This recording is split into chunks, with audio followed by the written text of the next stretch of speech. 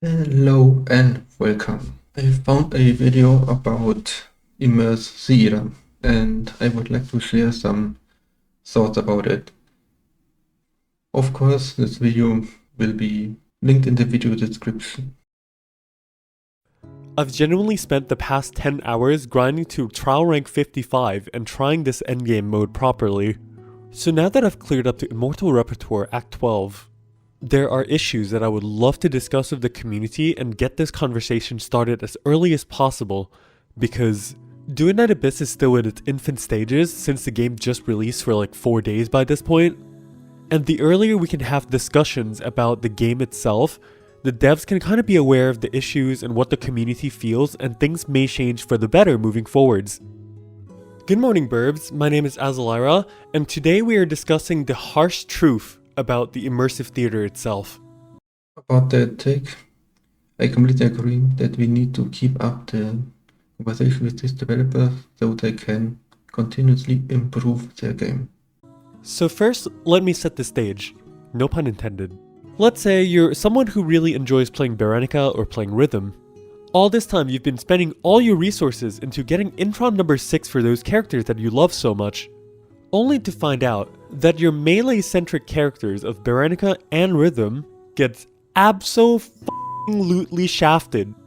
Because what you're seeing on screen right now is the modifiers for the current cycle of Immersive Theater's endgame. Like, please read this. Enemy units take increased pyro and anemo damage by 400% and take reduced damage from other attributes by 50%. This literally means that if you're not Today, that reset happened and these buffs are the same. Only the elements change. I kinda get that idea that developers want this content in, so there's a reason to form these characters.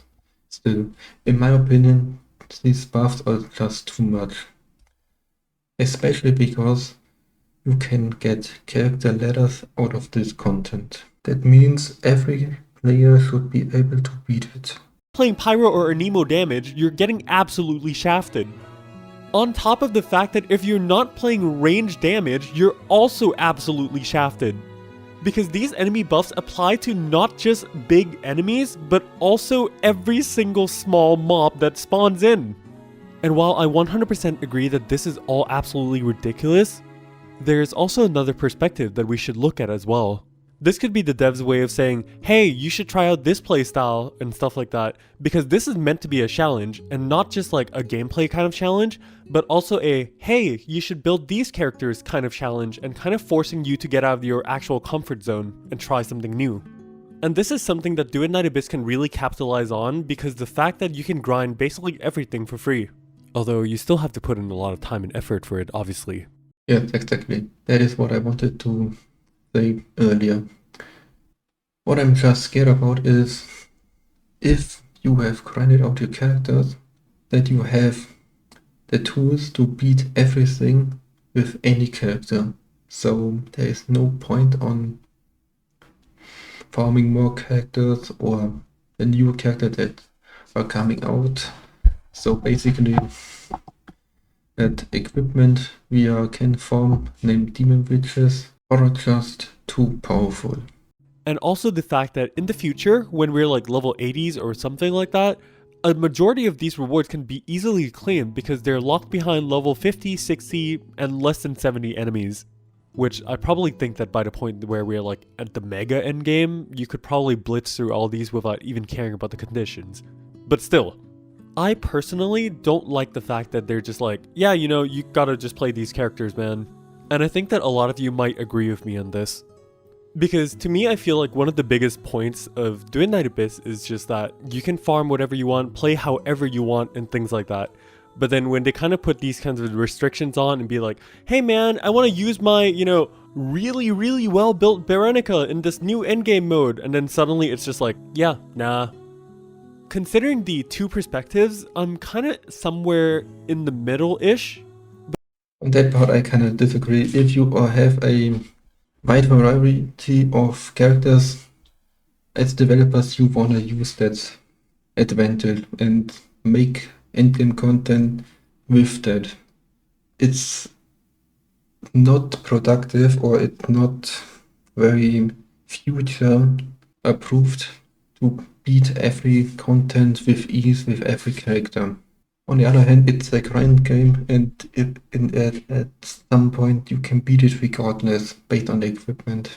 But that's exactly why I wanted to make this video a bit of a discussion for all of you as well in the community. Because I feel like once people really start reaching the endgame, this is going to be such a huge point for discussion. So hey, why not start it early, right? So now, with that out of the way, I'll also do my due diligence here and show you all exactly how I reached Immortal Repertoire Act 12. One of the two main characters that I have here is Lyn. So she has mostly a very basic build of Prime Uplift being the keys here that I also track changed. And that is what I'm talking about. 75% attack bonus on one equipment. It is just too much damage buff. At some point we are hitting a stage where one character can beat everything based on the equipment. And that is kinda worrying about.